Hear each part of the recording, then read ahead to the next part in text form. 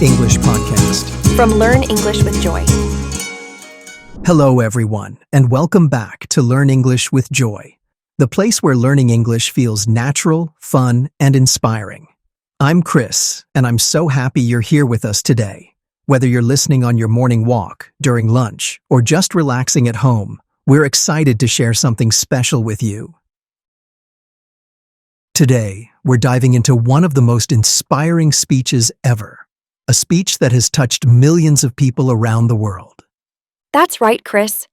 We're talking about J.K. Rowling's famous Harvard Commencement address, a speech filled with humor, personal stories, and powerful life lessons.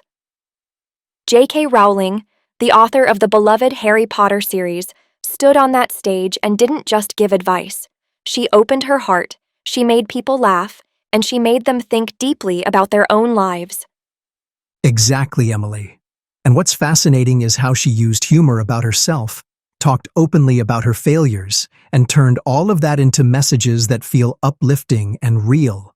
She didn't hide the hard parts. She shared them to show that those moments can actually lead to something better. And that's why we think this speech is such a perfect topic for today's episode. Because it's not only inspiring in life, but it's also a fantastic way to learn English. By listening to her words, and by breaking down the way she speaks, you can improve your listening skills, expand your vocabulary, and pick up idioms that native speakers really use. Yes. And here's the best part. We're going to explore how she told her story, why her humor worked so well, and how she built that emotional connection with her audience. You'll see that even when she was talking about failure, she made it sound like an opportunity, like a door opening instead of closing. So, by the end of this episode, you'll not only understand the key points of her speech, you'll also learn some powerful new idioms, feel more confident in your English, and maybe even feel ready to tell your own story in English. Stay with us, grab a cup of tea if you like, and let's jump into the world of J.K. Rowling's words and wisdom. This is going to be a journey full of learning, laughter, and maybe even a few aha moments. What makes this speech special is how personal it feels. It's not just a list of tips or a formal talk, it's a conversation from her heart.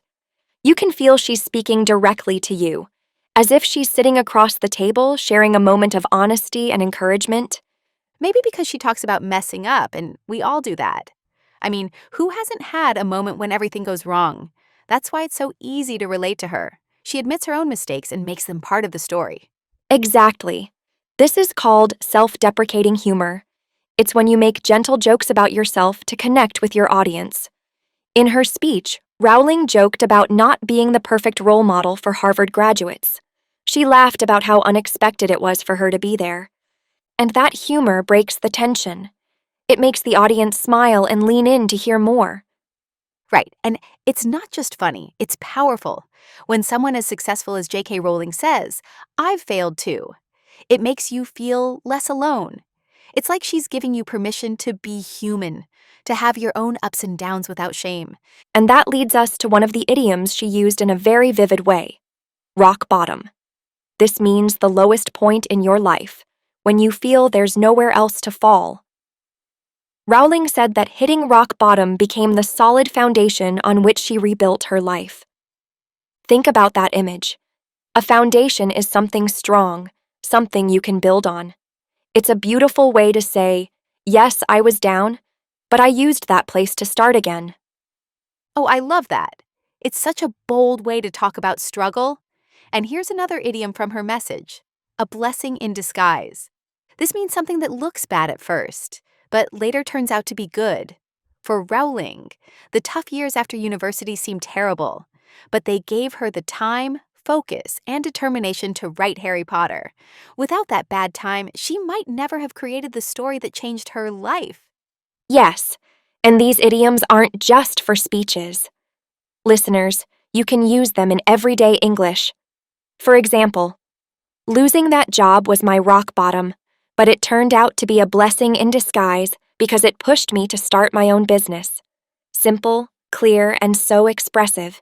And you know what's great? These images rock bottom, blessing in disguise stick in your mind. They're not just words, they're little pictures your brain can remember. Rowling uses these pictures so well. She makes her audience see the story, not just hear it. That's true, and it's one of her strengths as a communicator. She doesn't just tell you she failed, she shows you what it looked like, how it felt, and how she turned it around. It's this mix of honesty and hope that makes her speech unforgettable. And I think there's another reason people feel so close to her when she speaks. When a famous person admits their failures, it removes that invisible wall between them and us. You stop thinking, they're perfect, I could never be like that. And you start thinking, hey, they've been where I am. Yes, and that's where her structure really shines. If you look at the speech carefully, it flows like this: humor followed by story, then lesson, and ending with encouragement. She starts with a laugh to grab attention. Then she shares a personal story that feels real.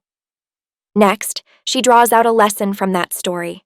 And finally, she turns to you, the listener, and says, "You can do this too." And that last step, encouragement, is so important. Without it, the speech would just be a sad or funny memory. With it, the speech becomes a gift. It's something the listener can carry into their own life.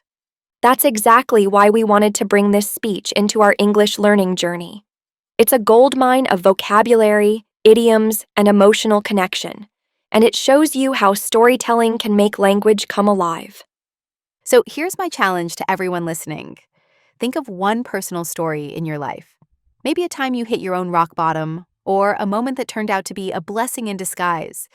Write it down in English. Keep it short, maybe just 5 sentences. And while you write, try to include one idiom. Make your story feel vivid and real.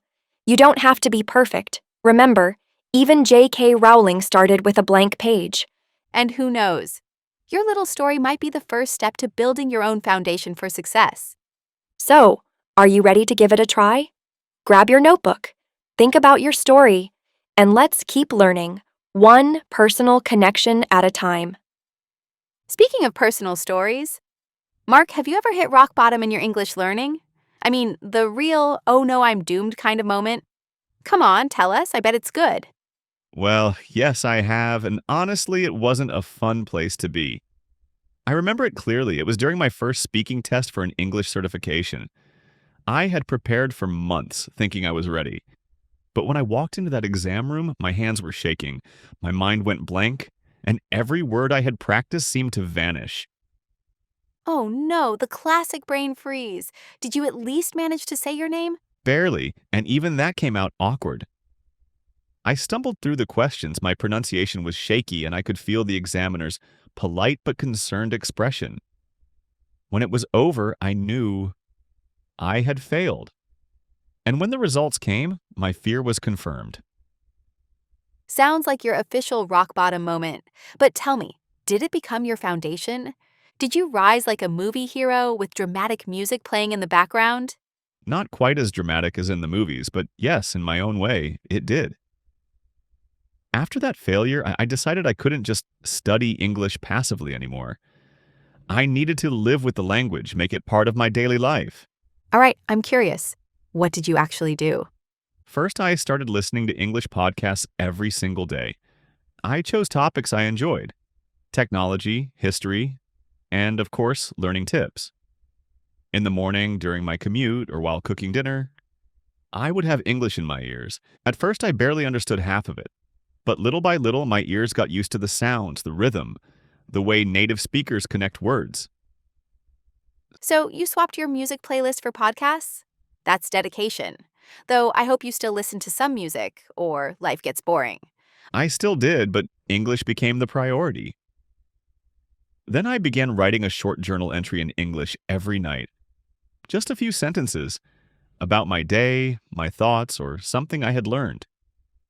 It wasn't about being perfect, it was about building the habit. Over time, I noticed I could express myself more easily. I didn't have to stop and translate in my head as much. That's actually a clever move. And here, I thought journals were only for dramatic teenage confessions. Well, maybe it was a little dramatic at times, but it worked. And the last step was finding a local English conversation group. Meeting once a week, I could practice speaking with other learners and sometimes with native speakers. The group atmosphere kept me motivated. If I skipped a week, people would ask where I'd been, and that pushed me to keep going. Let me guess. You became the quiet, mysterious guy in the group who suddenly surprised everyone with perfect sentences? I wouldn't say perfect, but yes, I became more confident. My voice stopped trembling. I could join in discussions without fear. The key was that I wasn't just studying anymore, I was living with the language. I have to say, Mark, that's inspiring and also a little unexpected coming from you. You're usually the calm, serious one. But here you are, talking about shaking hands and journal confessions. That's the point, Alexander. Failure forced me to change. It pushed me to build a stronger foundation.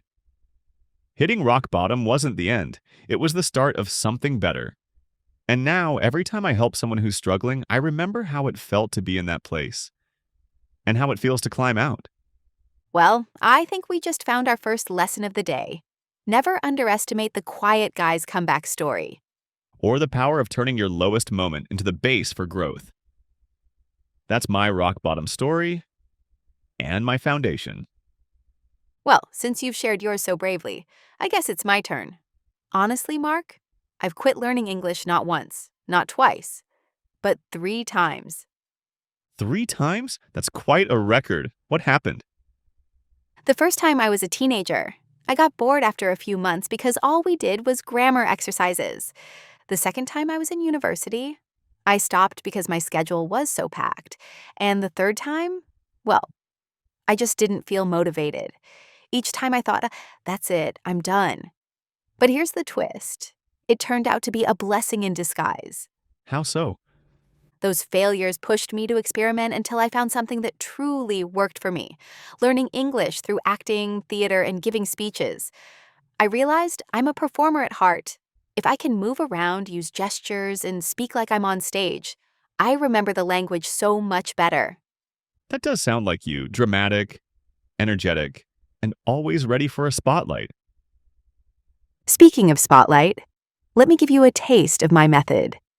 Ladies and gentlemen, today we gather not merely to learn English, but to embrace it, to breathe it, to live it. You really do have a flair for drama. I almost believed I was at some grand conference. Exactly.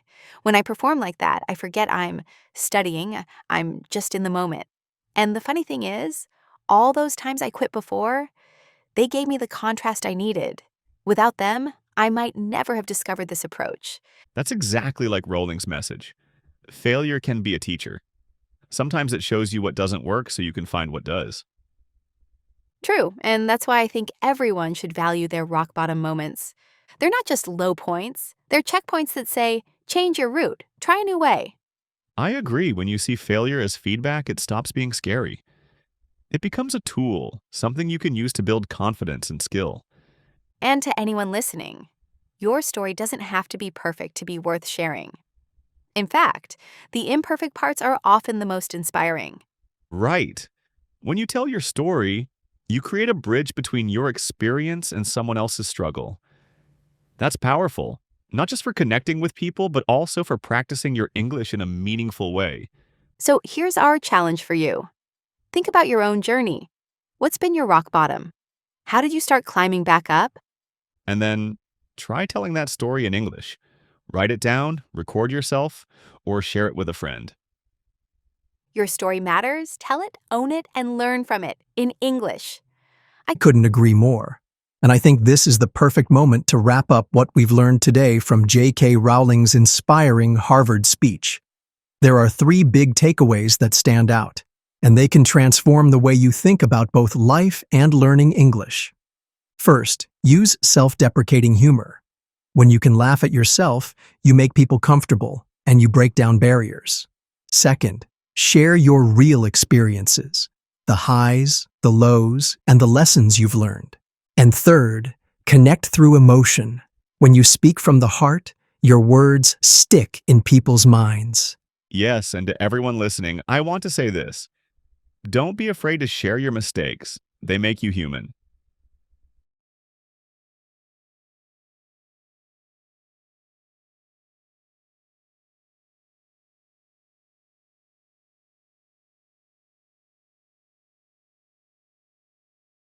Exactly. And you can turn those moments into stories that help you and others grow.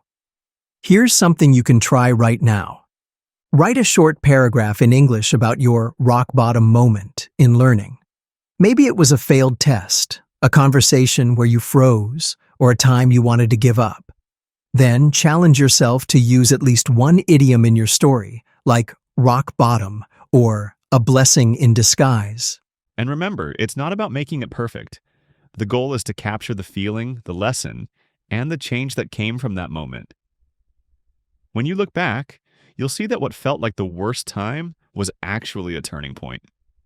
That's the beauty of both life and language learning. Every stumble, every awkward pause, every wrong word is part of your path. It's paving the way to something better. Or as I like to say, every mistake is a step forward if you keep going. Absolutely. So, hold on to that thought, because we're about to help you add some powerful new tools to your English toolbox.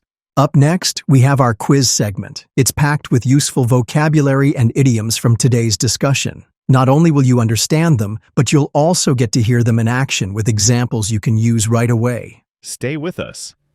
This next part is where you can turn what you've learned into words you can use. Let's keep the momentum going. Welcome to the quiz segment. This is where we review some powerful vocabulary and idioms from today's episode.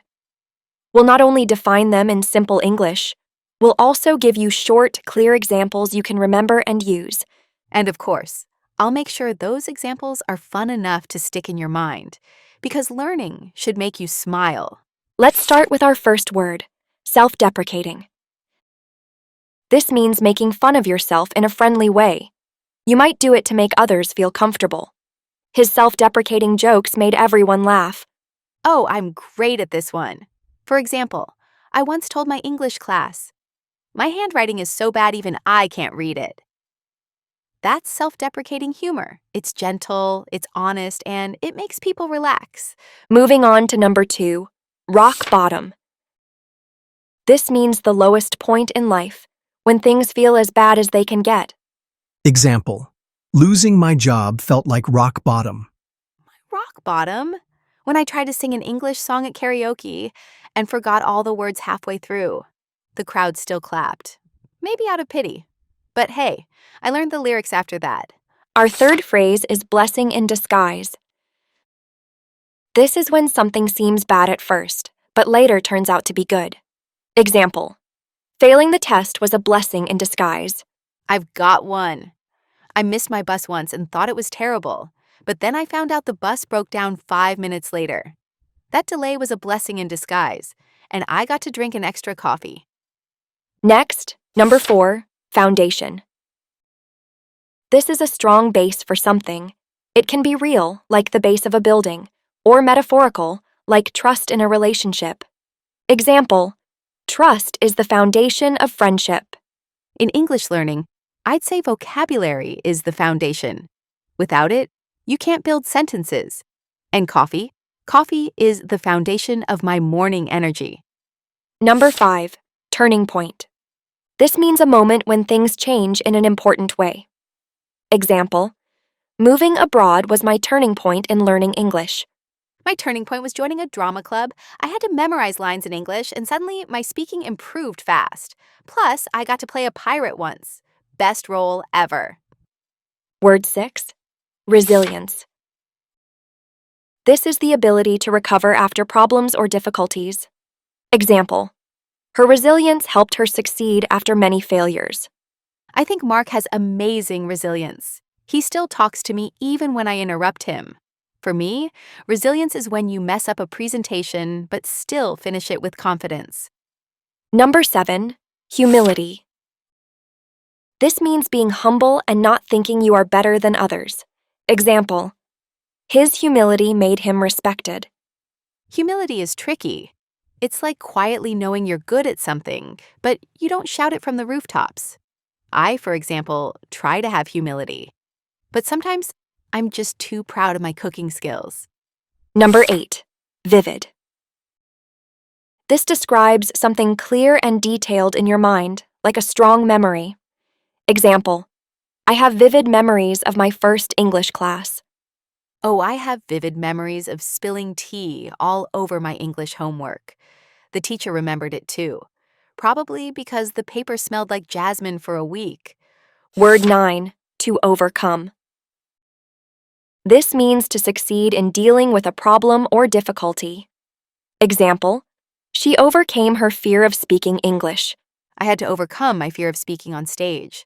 I started with small roles and worked my way up. Now, I sometimes create my own roles just for fun. And finally, number 10. To inspire. This means to make someone want to do something or feel motivated. Example: his story inspired me to try harder. I hope our listeners feel inspired today. For me, watching someone go from shy and unsure to confident in English is the best inspiration. And sometimes, a great speech or even a movie can inspire you to learn more. Let's quickly recap the 10 words and phrases we've covered. Self-deprecating. Rock bottom. Blessing in disguise. Foundation. Turning point. Resilience. Humility. Vivid. To overcome. And to inspire. Here's your challenge. Try using at least 3 of these in your own English story this week. It could be about your learning journey, your work, or even something funny that happened today. Write it down, say it out loud, or share it with a friend. The more you use these words, the more natural they'll feel. And remember, learning new words is just the start. Using them is what makes them yours. So, take this quiz review as your foundation. Make it your turning point for richer vocabulary. And let your resilience carry you forward. Because your story matters, and it might just inspire someone else. Try using at least 3 of these words in your own story this week. We'll be here next time to learn, laugh, and grow with you. See you soon, and keep speaking with joy.